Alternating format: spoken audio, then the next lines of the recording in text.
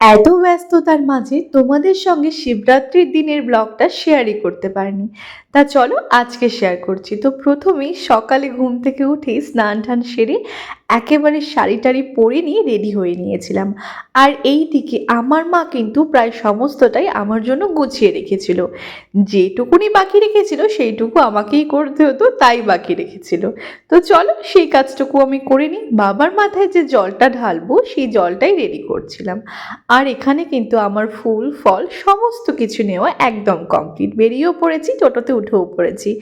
জানো, একা হাতেই সবটা সামলানো প্লাস ভিডিও করা দুটো একসাথে আমার পক্ষে একটু ইম্পসিবলই ছিল। তাও বাবা যেটুকু করার সেটুকুই করিয়ে দিয়েছে। আর এসেছিলাম যোগনাথ বাবার কাছে। তো এখানে এসেই আমার অত ভিডিও নেওয়া হয়নি, কেননা আমার প্রথম টেন্ডেন্সি ছিল বাবার মাথায় জল ঢালা আর বাবাকে জড়িয়ে ধরে নিজের মনের কথা বলা। যাকগে ছাড়ো, ওইখান থেকে যে প্রসাদটা এনেছিলাম আমি, মানে ফলটা, সেটা ছিল ভীষণ পরিমাণে টক। দেখতেই পারছো আমার রিয়াকশনটা। ও হ্যাঁ, আমি কিন্তু আগে চরণামৃতটাই খেয়েছিলাম।